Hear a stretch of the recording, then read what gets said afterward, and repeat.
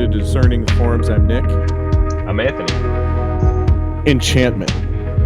I'm interested to know, because most of us, we've heard that term thrown around a lot, and I think people maybe listening to this podcast might be familiar with Charles Taylor, his work, The Secular Age. Yes. We've mentioned James K. Smith and other authors that we appreciate and have learned from, and radical orthodoxy, that kind of stuff. And it definitely, I'm interested to know what you think, but I think we're actually on the cusp of a full-on, like, everybody, like, in the next 5 years are going to wake up to enchantment. And I don't think that's all good, but I mean, here I'm using the word broadly, so I'm not talking here in a Christian sense. No. But I do think we're at the end of an era of secularism. Would you say that? Yeah. How would you talk about that? That's interesting. I am very much of the opinion. There's a book called The Myth of Disenchantment. The subtitle is Magic, Modernity, and the Birth of Human Sciences by this guy Jason Joseph and Storm. Profoundly good book. I'm very much on his. I agree with his opinion that he uses myth in the term like a narratival vision of history, or even where you exist in the culture you're in. So like modernity, for example. Modernity is a narrative, and that narrative was the sciences have smashed the superstition of religion and spirits and sprites and stuff like that, and we can understand things through the empirical, verifiable world. But his actual, one of the main points of that book is that he does a historical deep dive on the sort of people who have the thinkers who are like the founders of modernity, and shows how actually enchanted they were. Yes. How they really, where you got alchemy, you got alchemists, you have sorcerers, you have all these men were practicing magic. Hegel, deeply, right? So all these different scientists were actually performing ritual magic in the process of. So the whole point. I imagine the pointy hats and the wizard hats and Gandalf. Yes. But what do you mean by they're performing like magic? Well, alchemy, for example, is a good thing where it's like the ritual of turning from changing the substance of a thing to another thing, right? From like whatever sort of thing, like copper to gold or something. Gold was kind of like a major thing that they were trying to it's like they're trying to hack that so they could be rich. So that book, he argues that we were never really disenchanted. That actually the world has always been enchanted, but now we've been inundated with this myth, this narrative of modernity, of the hard sciences, as like there's no such thing. So he actually does a whole thing where there is even no such thing as secularity, at least naturally occurring. That's sort of a narrative that we've bought into. Yes. That, if you know the work of Charles Taylor, he tries to understand how do we go from the assumption that God exists was like a foundational, that was the first thing, to the question that does God exist at all is the main question now, right? So that's the main assumption in the world. Storm shows that all these scientists, whoever you want to name, Francis Bacon, whatever major science, all these guys were deeply Einstein, deeply religious, Kabbalah. Spiritual, exactly, right? Like Kabbalah, like all, exactly. I've heard that. Yes, yeah, and it blew me away. Yes, I don't want to. There's a side of me that says, nah. Yeah, I think people are kind of blinded to the realities of just how deeply enchanted all these scientists were throughout the age of modernity. And so to your point, though, to get back to your point about people being awoken to enchantment, I think you're exactly right. I think you see it now, it's stirring in people, whether it's like people talking about casting spells, whether the witches on TikTok or whatever it is, right? Or you have the Magic the elites. Gathering. You have Magic the Gathering. Actually, Anybody watching, you caught that, didn't you? Yeah, interesting enough. That actually teaches you language. It's about casting spells and different. It's interesting, just the sort of world that you get involved with when you play that kind of stuff. But not actually casting. Like you don't actually pretend. You don't even pretend like you're casting magic. But homeschool spells, moms are on alert. Yeah, I know. It's not like that. It's nothing like that at all. But no, but I think you're right that I do see that people are so deeply hungry and thirsty for this deep meaning that they are not getting anywhere.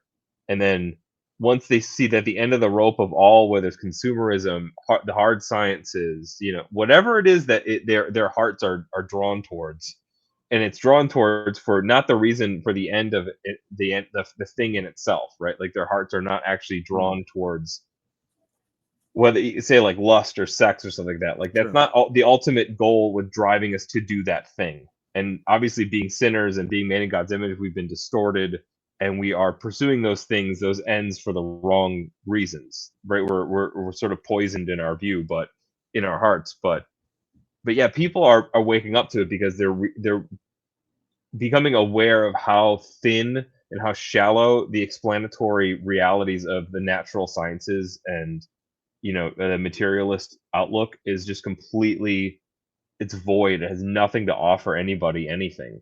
Even at the simplest level of like, this does this, even if you say like you try to understand the laws of physics, or you're studying like water, like if you're trying to reduce things to their material composition at a quantum level, they're not even material. They're not even steady material things. So I think people are becoming very much more aware of how enchanted things are, and I think people are resisting it at some level too. They're resisting how the logic of even investigating the world itself is an enchanted view, that you can know the world as it truly is, you can investigate it, but all that stuff is done on faith, on trust, and that something exists outside of your scope.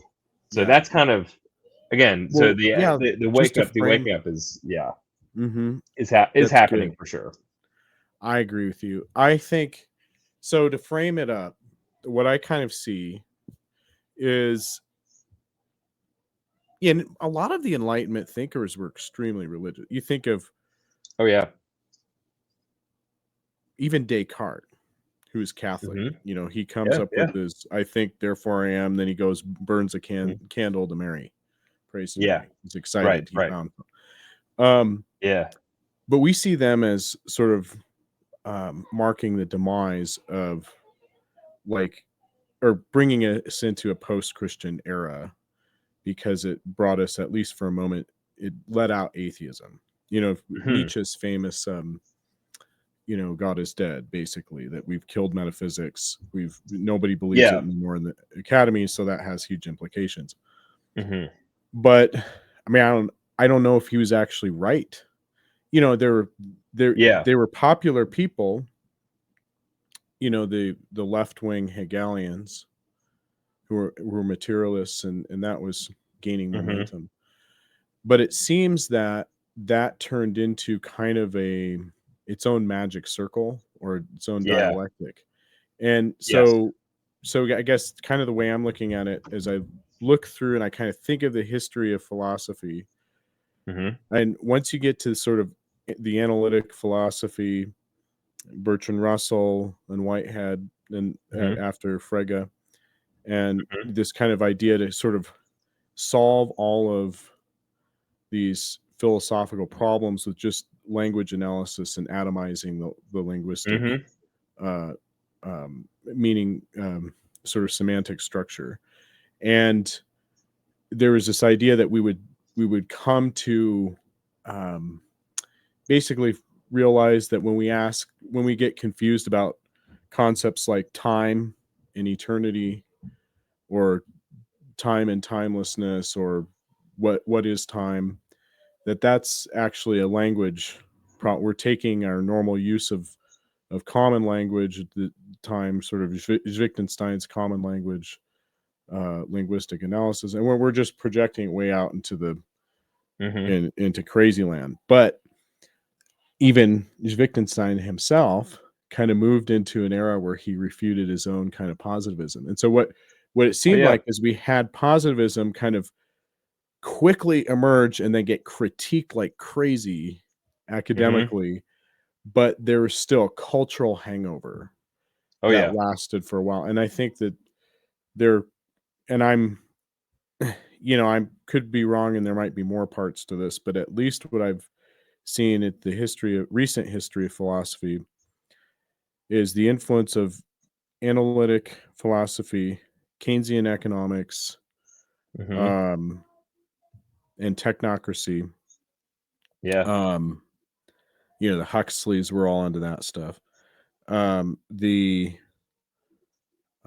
was I gonna? So I'm thinking of Lowell a little bit here too. Yeah. Sure. Then the rise of, the huge like explosion of technology and science after that.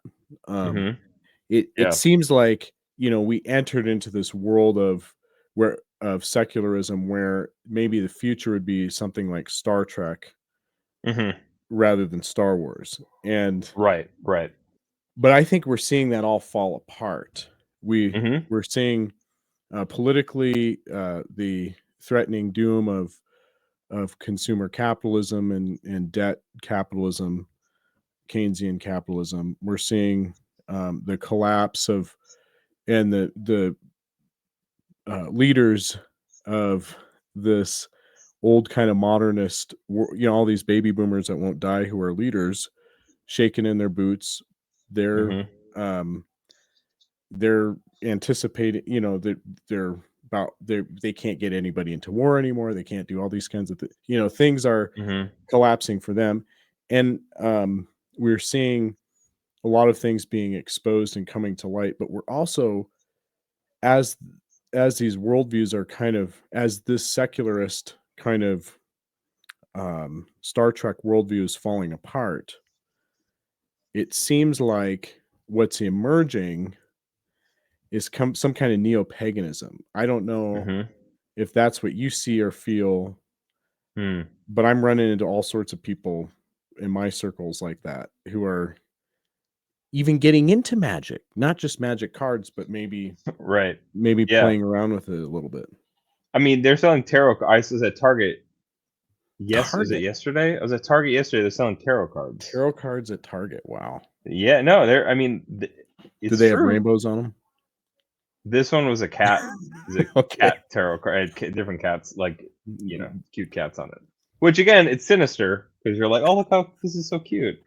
It's like, well, maybe not something we should always be dabbling in. Well, the strangest thing, there was some kind of Christian angel tarot card thing that was going on. That was maybe a couple few years ago. I don't know if people are still doing it, but it was.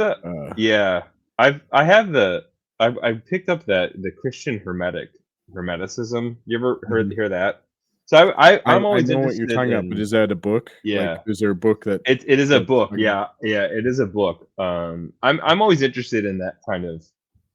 I'm interested in those kind of things just because I think it's important to just kind of be aware of different strands of Christian thinking and Christian practice, and which they use, I think, tarot cards and stuff like that. And I actually got a book when I was in California for my graduation the past June. I found I'm not going to go get it because it's upstairs, but it's a ritual magic book for conservative Christians, which is just, some people would just be aghast at what this guy is doing.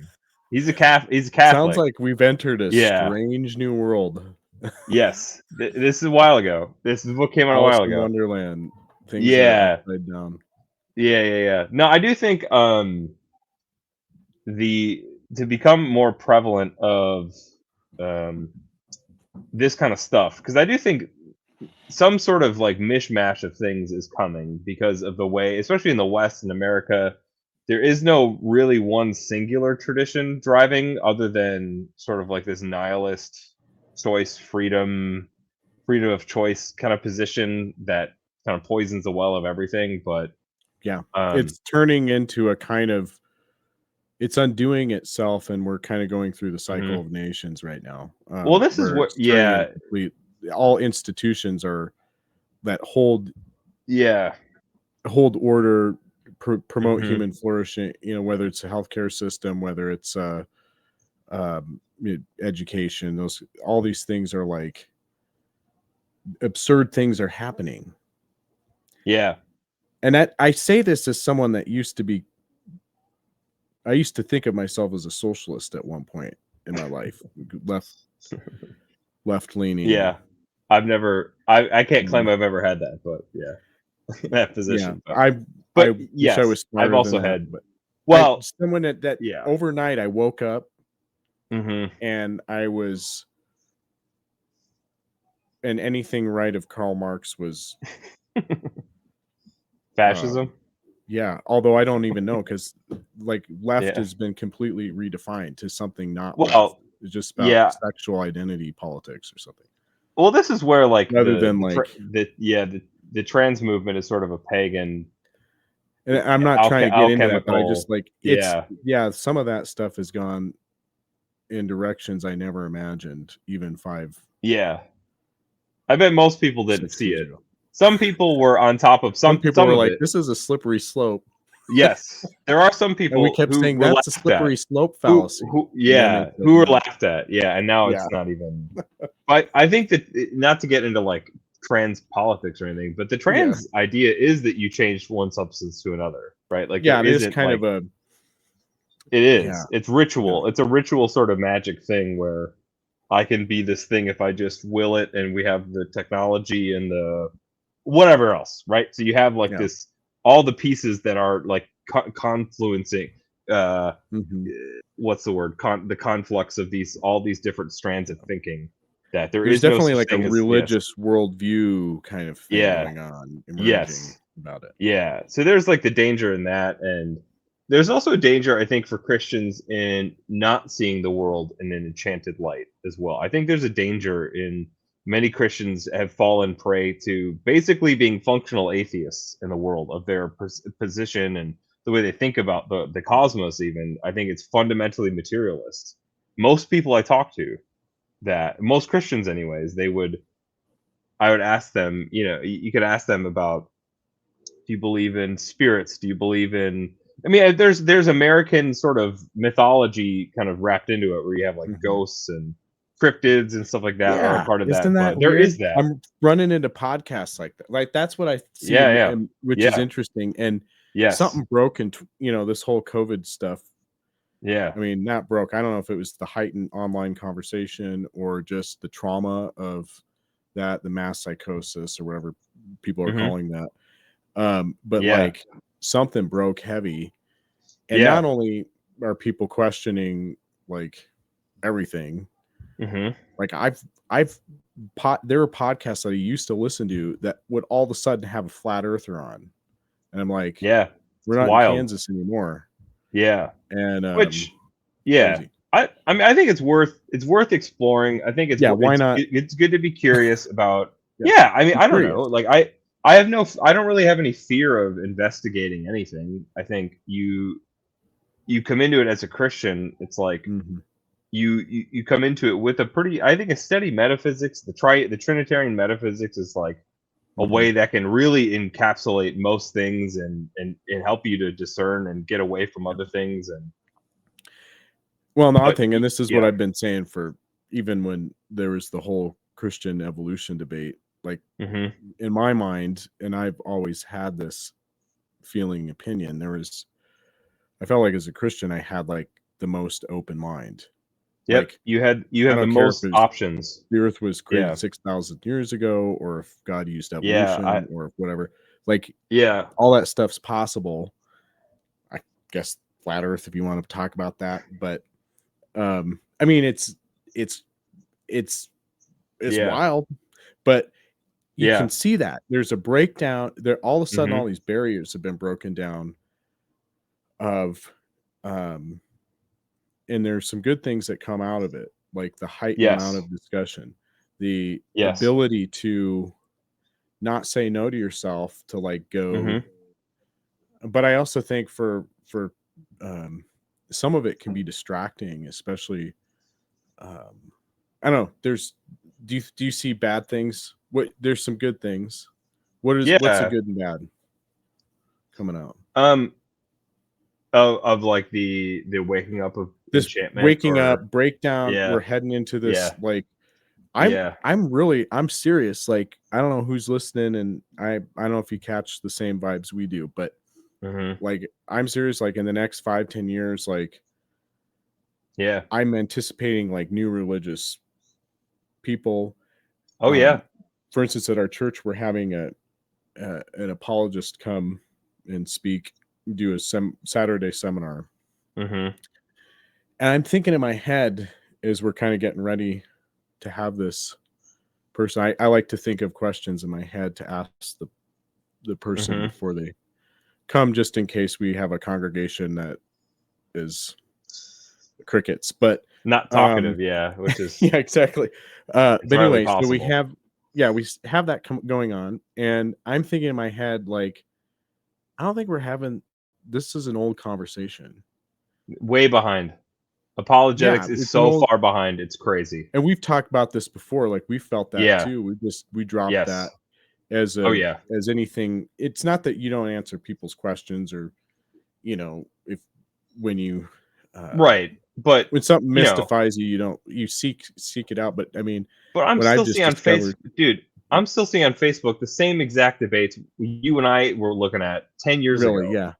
yeah, Like, I genuinely, I'm like, remember are you those. guys still talking about these things? Like, are you not moved on from some of this nonsense of like, oh, the the cosmological argument and So blah blah. maybe I'm Like, wrong. Maybe the it's conversation's still way online, but far to behind. me, Even I moved on. yeah, Yeah, no, I have a friend who does.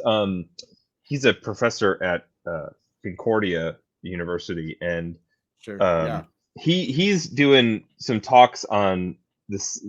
He's actually a keynote speaker for a Lutheran. He's not Lutheran. He's actually Reformed, but he's giving a keynote Oh, interesting. talk about the problems of what's going on and what the solutions are. And he would argue that the materialist metaphysics is far more of a danger to your children than any of the trans or feminist stuff is right now. Even though that stuff is a danger, like Yeah. actually, like their disenchantment through their education is actually far more damaging and will lead to those things.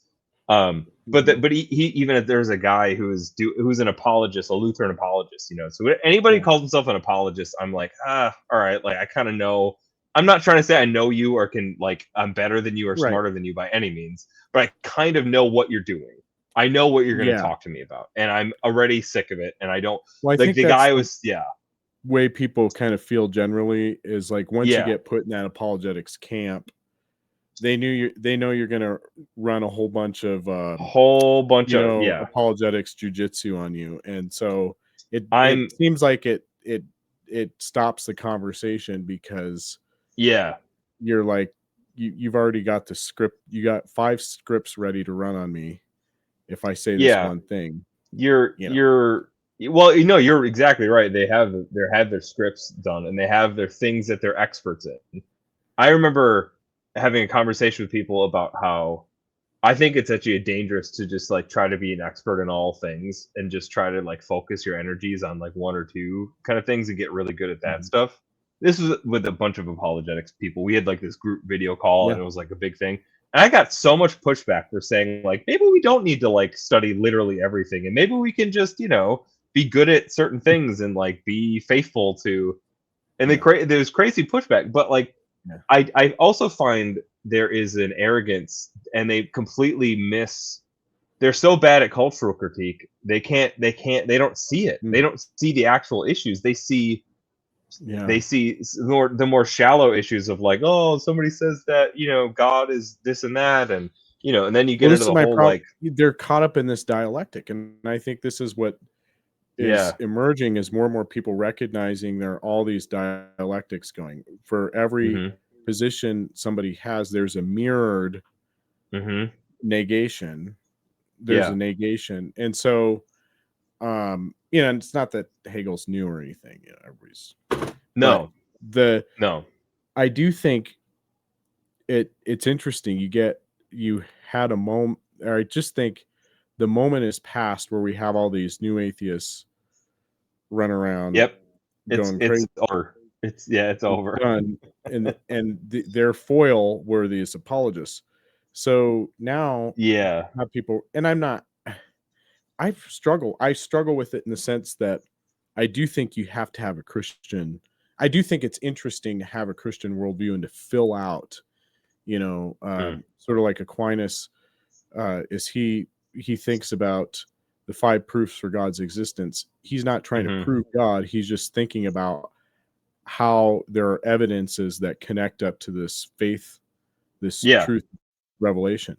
So, you know, there's ways to fill it in, and there's also answering people's questions. You know, I have children, so you have a kid come up and say, "Hey, how is the Bible written?" You know, you get to walk through and answer questions. That's mostly how we've treated it in religion, and apologetics was like a branch of seminary discussion, so you could answer people's questions or topic. But there was a moment where it got like super inflated, and now there's diminishing returns. I actually think, and I'll be bold and say this here, that I think apologetics disenchants the Christian. I genuinely think it does. I think any branch of analytic apologetic disenchants. I don't know, and by that I mean you enter into this world of, you know, whether it's like whether you want to do arguments for God's existence, or the way that you frame belief in God is fundamentally into an intellectual cognitive position, which at the end of the day, that's why I think the presuppositionalists were correct when they would refuse to debate God's existence or something, because there is a sense in where you've already bought into this whole like narrative, and so you're trying to see how it actually works in the world, how it makes sense of all your experiences. So like the other thing, there's something. I'll have you keep going because I thought of something and I lost it. No, I think the presuppositionalists are correct in their critiquing of like things. I think that's where they're the strongest. I'm not a presuppositionalist because I'm not like really reformed in that way. Like I'm not like a neo-Calvinist. You're not like a Bonson guy. Yeah. I'm not a Bonson guy. I think their tag arguments on everybody. For sure. I think their critique is correct. I think understanding the depth of like what undergirds your arguments and your beliefs is like these assumptions that you can't get away from, nor like, you know, you can't get away from metaphysics. It's impossible to escape metaphysics. And so this idea I'm almost, sorry to interrupt you. No, that's all right. I'm almost, and I say this with a little bit of arm's length here, but I pretty much, if someone ever charged me with the term fideism, I wouldn't mind it. Yeah. Like Kierkegaard fideism. Yes. I'm Kierkegaardian to the core. I'm anti-intellectual or don't think that these things don't connect some ways, but I really do think faith is something you have to live into and practice and get good at, sort of like learning an instrument or an art. It's prayer. It's not it's not logic chopping or getting all the facts or knowing all your Bible stories. It's how do I saturate myself with scripture to live into it, and to pray, and recognizing the limits of human reason. And sometimes I'm mad at God, or I'm in grief, or there's something going on where I feel in a desert place, and I'm not worried about whether I believe in God's existence or not, because I might be a little bit dry, and so it's an attitude. But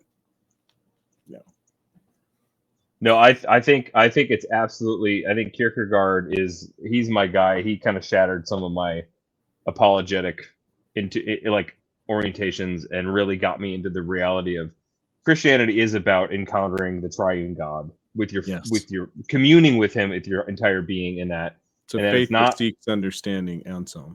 exactly. It's like the guy in Mark, I believe, Lord, I believe, help my unbelief. Like that is Yes. sort of the Christian. That's our vantage. And the idea, and I think again, arguments are fine. I think it's okay. I think it can be helpful for Yeah. some people. I'm not gonna completely do away with the whole apologetic um, enterprise, but I do think that to be an apologist as your main thing is like to move away from like a lot of proper theology. I think you get those things are not the same. And if you want to talk about doing, whether it's like, Yeah. because I I think a think good you're dry. theology, a good Mhm. theology does away with a lot of things. You Yeah. start to lose the need, a good, deep, rich Mhm. understanding of the Christian tradition, the Trinitarian Mhm. metaphysics, like these sort of things that aren't, the new arguments now. You do away with a lot of the problems once you Yeah. kind of dive into it a little bit deeper. Yeah, because I mean, what I notice is sometimes people that embrace that as a as their mission as the apologist. Right. Yeah, I feel the same way you do. It's not that there aren't insights and good things that come. It's mainly because you're having Yes. conversations and debates and confrontations about it. So there are going to be good things. But sometimes I Yeah. feel, like you said, where it gets bad theology is, and it has a potential because you might pick positions because they work best for the argument right now, rather than Yes. this position isn't going to make sense to you right now because you haven't embraced this Yeah. this faith the same way. So, Yeah. I you think that's know, where I can, so someone can someone yeah. I I don't won't want say their name, William Lane Craig. I mean, Craig. to. Yeah, Yeah. sorry. Exactly. Where you get weird views Exactly. of atonement or You uh, get very weird views you of even God's being. uh, yeah, You get the theistic Nestorianism. personalism and all this sort of nonsense that, I mean, personally, I don't like it. I don't subscribe to any of that kind of stuff, but because I'm a little bit more just classically Christian in my theism, God is Mhm. simple, all that kind of stuff. But, Yeah. and it just helps make sense of even understanding freedom, Mhm. like this is turning into like a smash on apologetics again I podcast, know. We like but that too again, but much. this No, it goes back but into this why? the idea Why? It's understand. a secular Yeah. age. It's fallen apart, so they've Yes. lost the Yeah. foil, and now Yes. we're entering into a new religious situation where And the maybe you apologetics have are to cut down Thor's tree.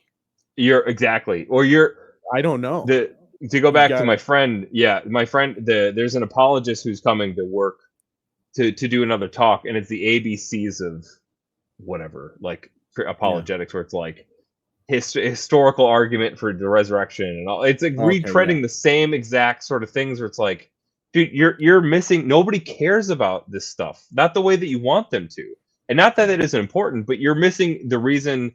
What my friend we've talked about, like you got to irrigate the desert first before you can start to, you've long left these things of whether it's like the real soil of faith is like dried up. You got to you got to irrigate the deeper well. You got to irrigate the deeper things so that Yeah. all this other stuff here can actually make some traction. But as a culture, nobody's gonna like if you want to argue that the Bible is inerrant, like tell me who's gonna actually care about that in culture. Right.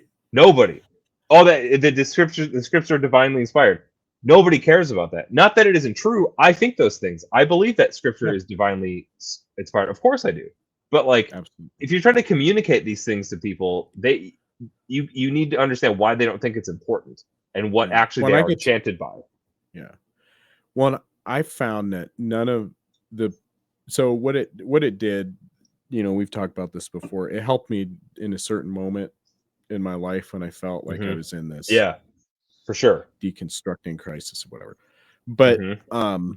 and maybe that's its use or its function is for Christians to get out of that. But Maybe. um maybe, but I noticed eventually though that it yeah, there's a weird sense of where everything you believe hangs on some kind of premise to conclusion about, Mm-hmm. let's say, arguing for the historicity of some event or something like that or whatever. Yeah.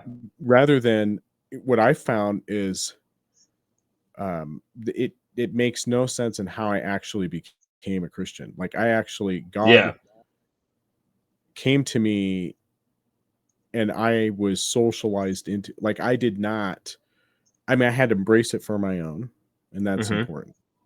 But there is a sense of where he came to me. That's where you get that kind of Lutheran and Reformed. Mm-hmm. There's a sense of where you, I wasn't trying to argue into my life into something. It just it hit me, and then when there were some questions I had, then I looked for the answers. So there's a different kind of thing going on. But I think so do you think so? It seems like there'll be a challenge for apologists, especially that make their main foil like atheism. I think atheism was a weird fluke in human history. This is It is some so, atheists will be mad, but I think it came from nominalism, and I think it might die with it too. Like, as probably. Analytic philosophy blew into metaphysics, like after Kripke and other, Quine and Kripke. But well, even if you get into, even if you investigate things from a materialist perspective, you will never end up being a materialist. You can't, because it just things don't work in the way that your metaphysics says it does. Nothing does. And I would also say, just to maybe even put a concluding point on this, whether podcast or this episode, where this guy Stephen R.L. Clark, who's a philosopher, says that if we cannot believe in fairies, we cannot properly believe in anything. So again, that's a deeper argument about the enchantment of the world and how we even think about things. So what do you think by enchantment? Like, how far do you think this goes? Like, do you believe in fairies? And like, what does that mean?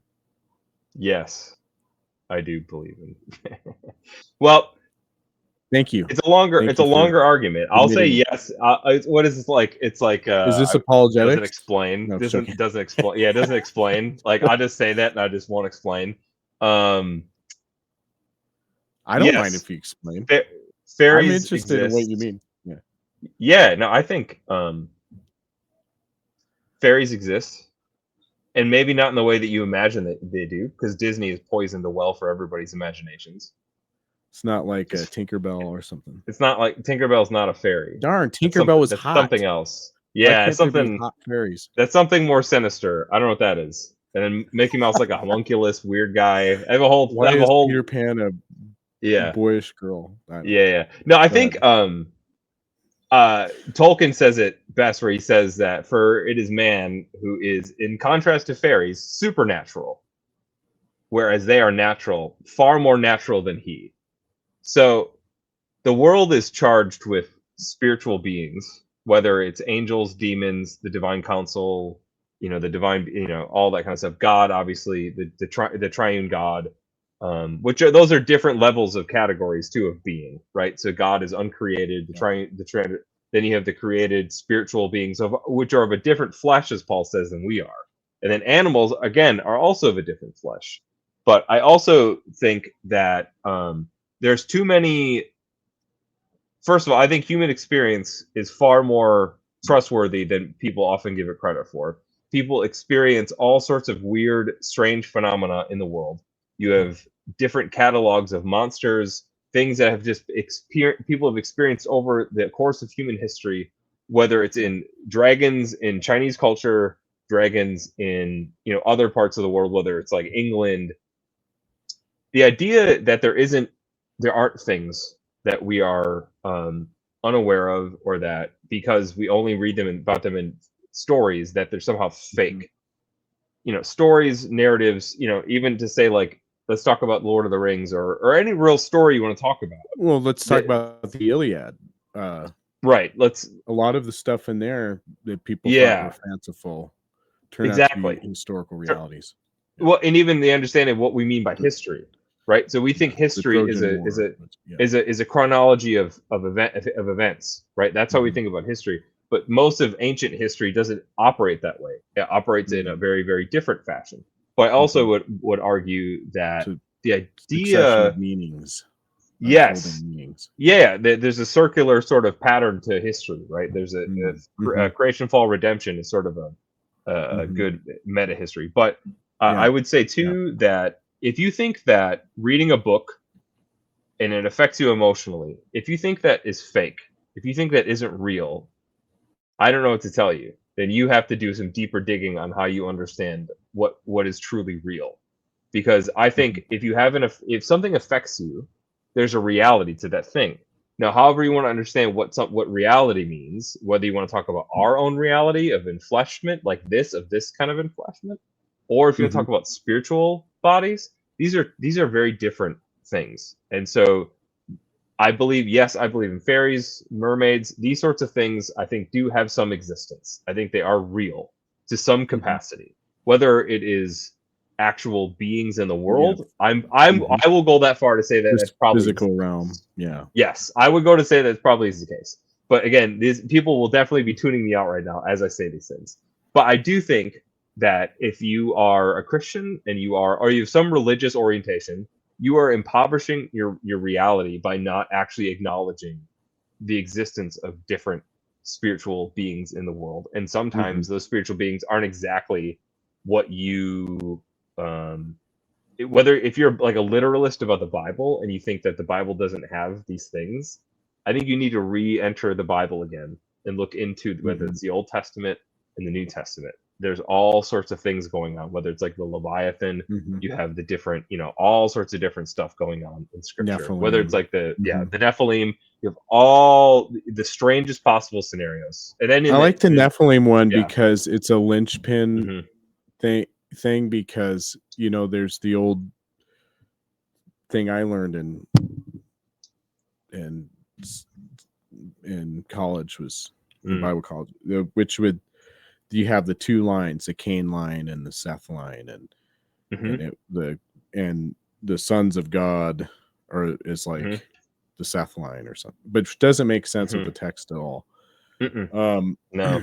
And that word is strange. So it is kind of a linchpin of like, well, these people were thinking different than modern whole Western cosmology, secular naturalists. Yeah. So absolutely. They're talking about giants and things, but I think it's breaking into the world. For instance, on the History Channel, I ran across something where they were talking about Nephilim and giants, and I thought, wow, we've come full circle to it's breaking through a little bit. So I think that this is what I mean by I'm not sure 5-10 years from now. Whether I think those same chats that people are encountering online, those debate chats, are echo chambered and they're marginalized more and more, and maybe participate in a bigger system of dialect. Well, again, this goes back to my whole argument about like the way the Christian Trinitarian metaphysics can really absorb a crazy amount of things and also help you sift out and like gives you options, and you don't have to be closed off to like only if you're only thinking it has to be this one specific thing. It's like then you're literally impoverishing yourself. Atheism does the exact same thing as a literal and a fundamentalist Christian. They impoverish themselves from a more richer interpretive grid. They actively want to be like, there's only one type of interpretation you can have. Any extremist fundamentalist position has that, where a true Christian perspective is wide open, not in the way that like it just believes anything, but that it allows you the options and you can move and you can be like, okay, that seems to kind of fit. That doesn't really seem to fit, but like I can, people don't have to be perfect on what they think exists in the world. But again, I'll go back to no big thinker in history has ever been an atheist. No true world shifting thinker has not been enchanted at all.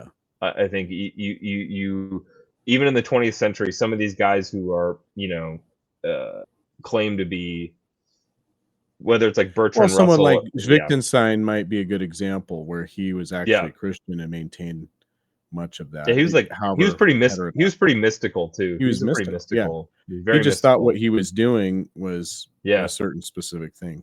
I think, Yeah. especially later in his life, but he, Yeah. I forgot what I was going to say. There's something that you, so Sorry, I said a with, lot of things. that's all right. I'm enjoying this. I think that there is a new thing coming in the horizon. We're already seeing it emerge.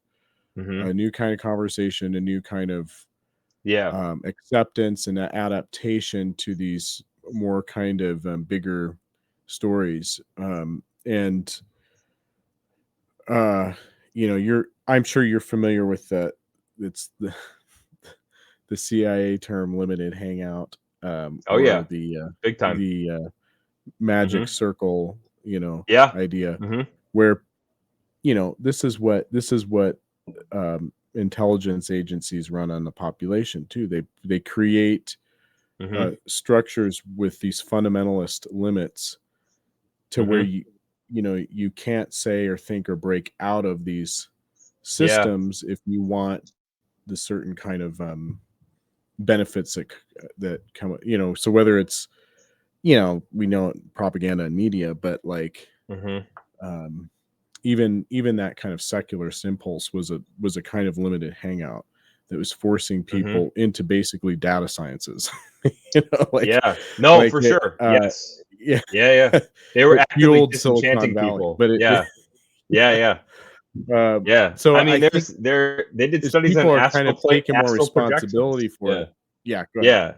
No, I said CIA there's documented cases where they were testing astral projection.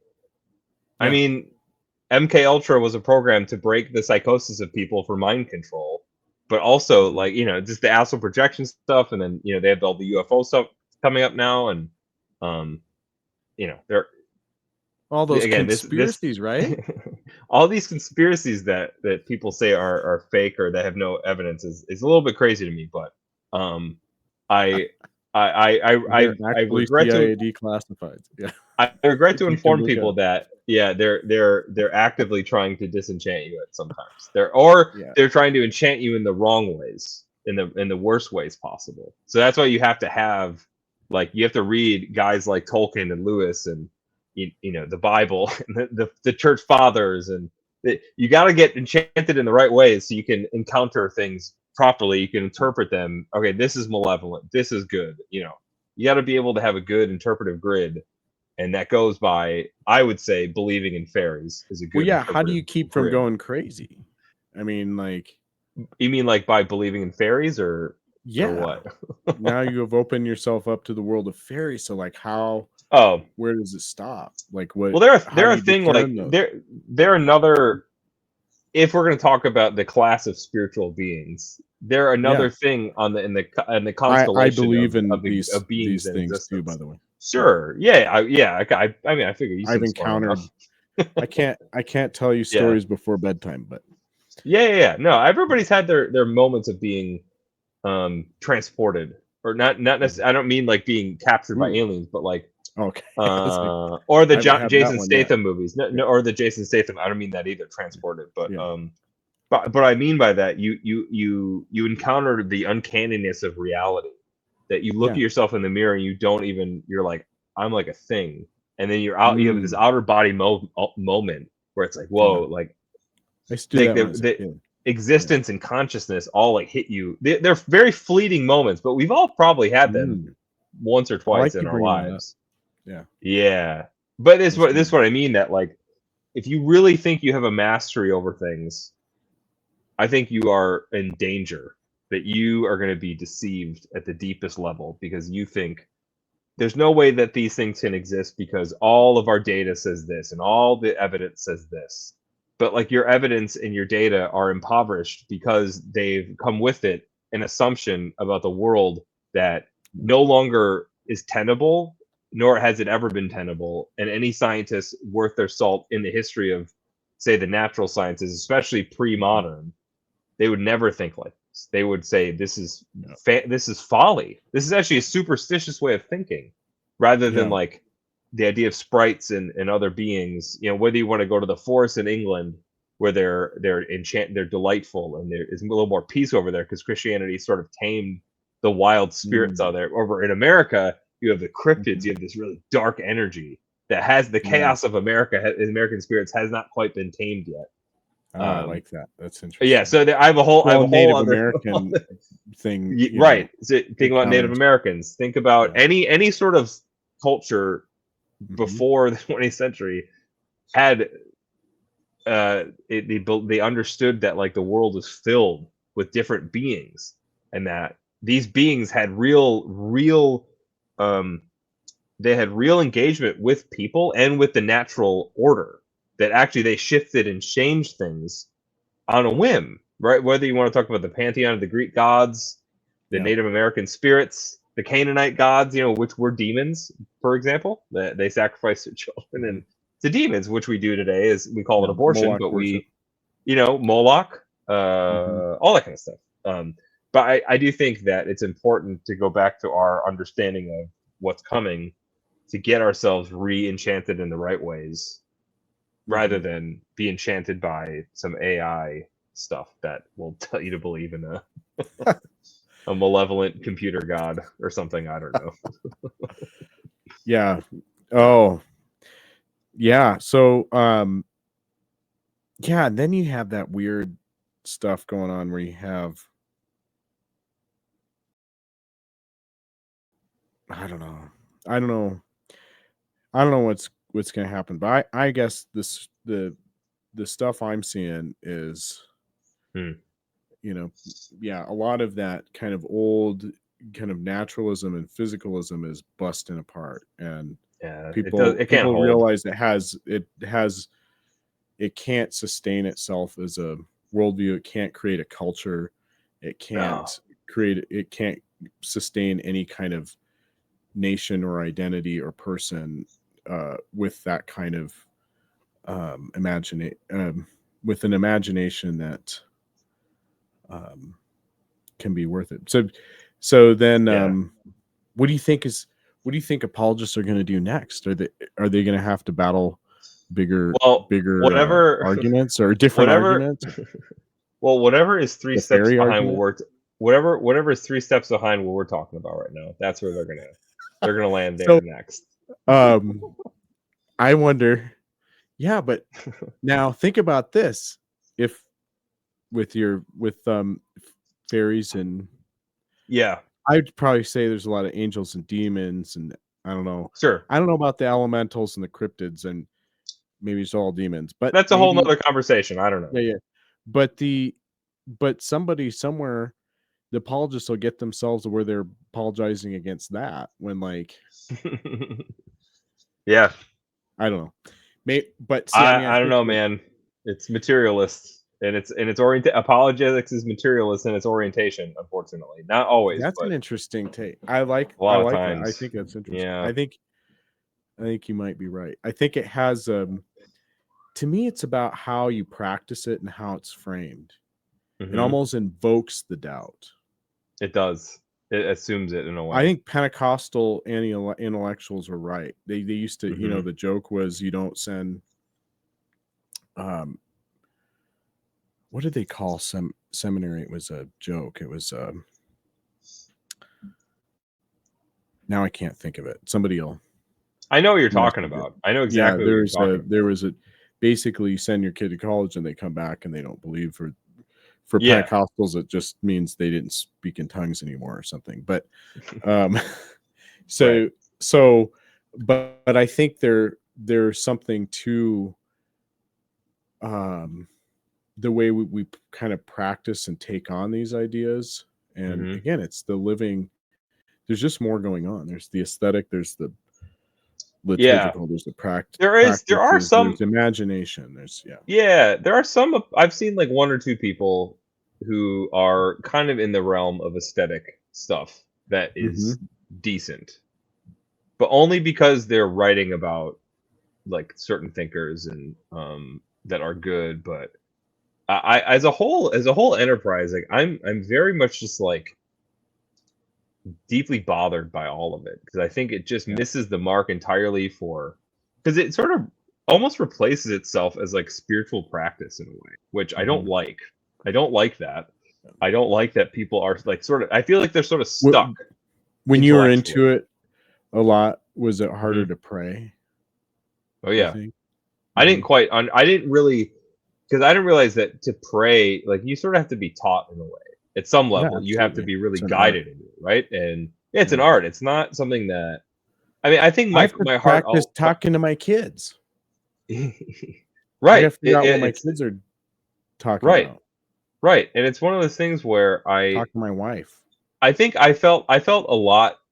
There were moments where it was very helpful, but there was a lot of other moments where it was like my spiritual sort of life was just not. I don't know. It was not really being infused with anything significant, you know. And part of it to me also, especially when you come across like the problem of evil, any apologetics I've read on this subject is just falls flat on its face, and I can't. I think it's just not. It's just not good at all, because one, it just never wants to.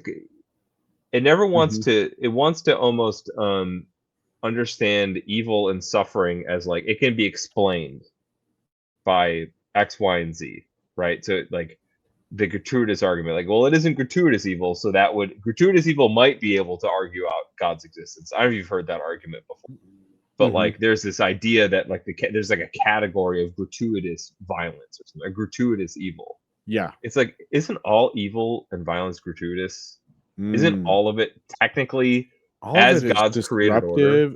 And everybody's got a problem with it. It doesn't matter what your belief system is, who you are. Yeah, it cuts through. It's a rash that you can't get rid of. Like it is bad for every worldview system, even atheism. Especially atheism, because they can't answer why that anything's even evil at all. Ultimately, at the end of the day, it's like, well, because we don't really prefer to suffer, kind of thing.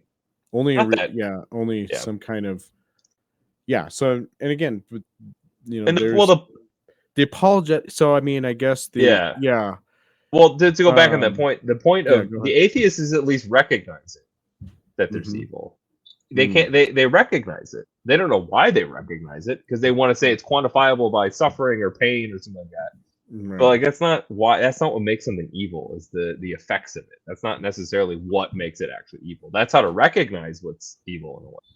But what's evil, right, is going against God and the spiritual malevolence of sin, right, is going against God's good creation. But so just prayer life wasn't great, and then I needed something else. I needed something else to sort of get me into a deeper well, because I felt like all the apologetics I had been reading, whether it was like reading these analytic modal art arguments, just like crushed my spirit in a way. I was like, this is not even who can I even talk to about this? Who is this gonna help? If I'm ever gonna be helping people, how is that gonna do anything for anybody? Like, here's the arguments. This should help.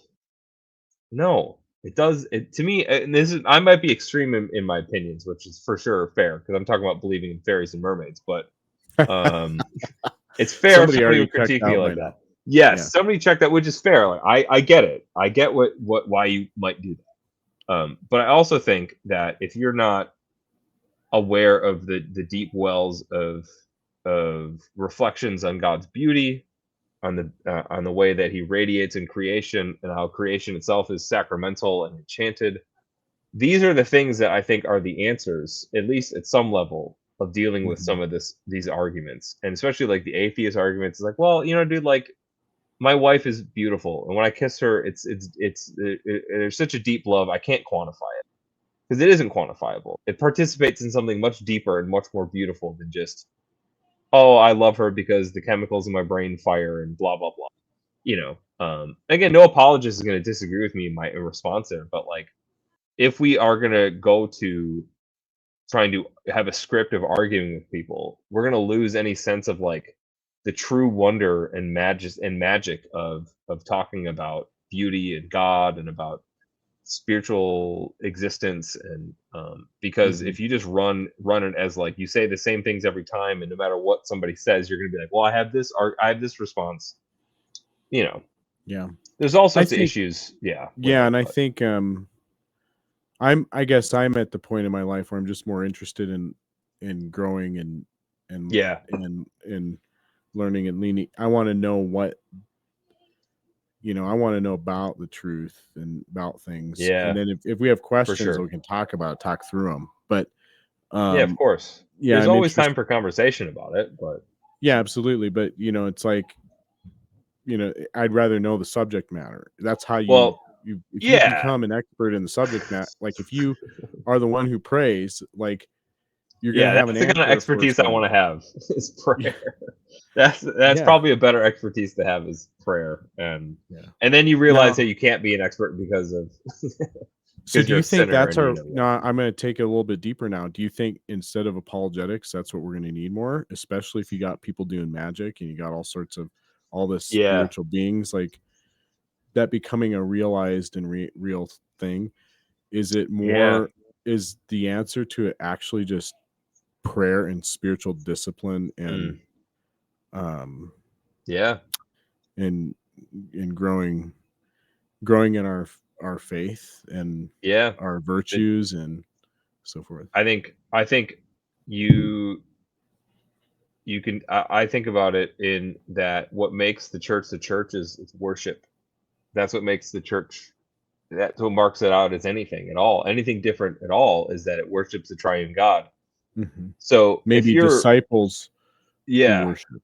Yes. As for us, it's about our worship of God and our daily life of communing with Him and loving our neighbors, and those are the things. And you have to be oriented well, right? You have to have a good a good church, a good liturgy that orients you towards and frames you and shapes you to be a disciple who loves God and wants to commune and wants to go deeper. And then you can recognize what isn't Christian, what isn't in God's good purposes. And that takes communal living in that too, right? You can't just do it isolated as an individual. You have to be participating in a community where God calls them by His Spirit to worship Him in spirit and truth. And whether you want to talk about that as a Bible believing church, which I don't like that phrase to begin with. I think not that I see what you're saying though.